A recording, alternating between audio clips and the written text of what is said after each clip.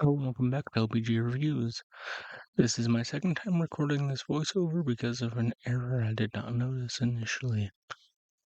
Today we'll be talking about Dungeons of Hinterberg. Now, due to some family reasons, mainly my grandfather still being home, I'm going to make this video quick. I'll re-record it at some point for a video down the line because there's a lot more I want to talk about with Dungeons of Hinterberg.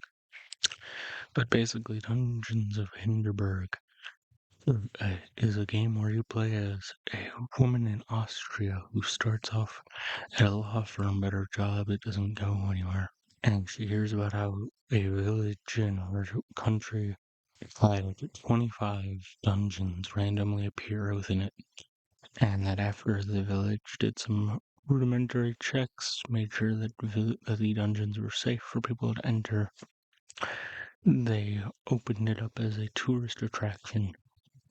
Come take on the 25 Dungeons of Hinterberg. As you go through the dungeons, however, you notice that things are a little off. There are a few dungeons that don't feel like the rest. And then there's black sludge being poured into the lake. There are just some bizarre things going on in Hinterberg. The game does have a few accessibility settings, namely disabling arresting screen shaking, FOV. But the main one that I wanted to talk about was preventing Louisa from dying. You see, numerous games have like a god mode or just like an invincibility mode to allow you to be able to experience them and basically not have to worry about death. The way that Dungeons of Hinterberg does it is you still take damage, but you're left at 1 HP. You cannot go down past 1 HP. And actually, there's another game that I want to talk about soonish that also has a similar feature called Ogu and the Secret Forest. But anyways, in the second go around of recording this video, I plan to talk about the charms. I plan to talk about how magic works in Dungeons of Hinterberg because magic is super fascinating in this game. I plan to talk about more of the characters because getting to know everybody in the game actually does help out quite a bit. And this is just going to be a quick video just to get it out there. I acknowledge that this is not my finest work. I plan to re-record it in a setting that is less risk of me having to start completely over. As my grandfather has a pretty bad cough that could ruin parts of the recording if I'm not careful. So, actually looking at the time of things, I do have a little more time I want to fill. So I'll talk about the charms for a moment. Or no.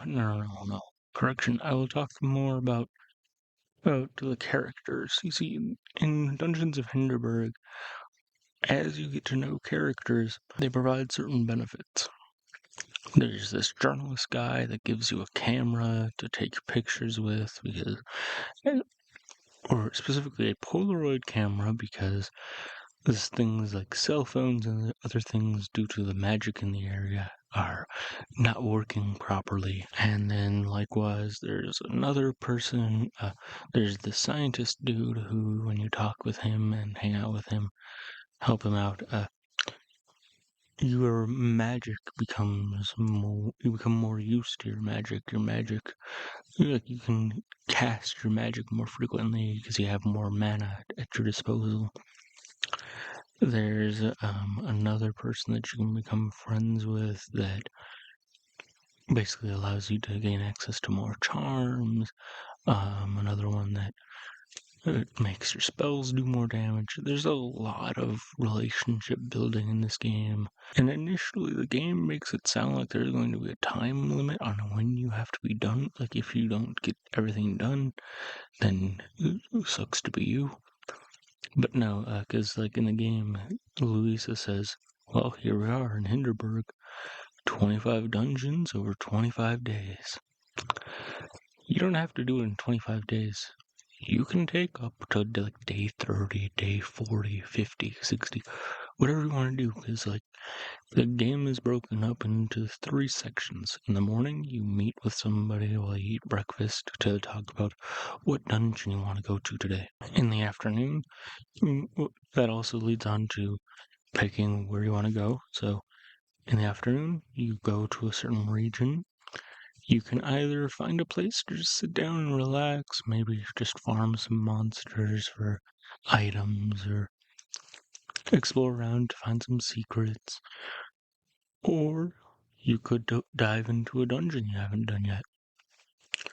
The game's a lot of fun in that aspect. But anyways, yeah, that's Dungeons of Hinterberg for now. Stay tuned for next week when we talk about The Legend of Zelda Echoes of Wisdom, the latest installment in the Legend of Zelda series, and it continues nicely off of my videos of Breath of the Wild and Tears of the Kingdom, even though that game doesn't have the same world as those games do. The game is a lot of fun, it encourages a lot of creativity, and I'm really looking forward to talking to you guys about it.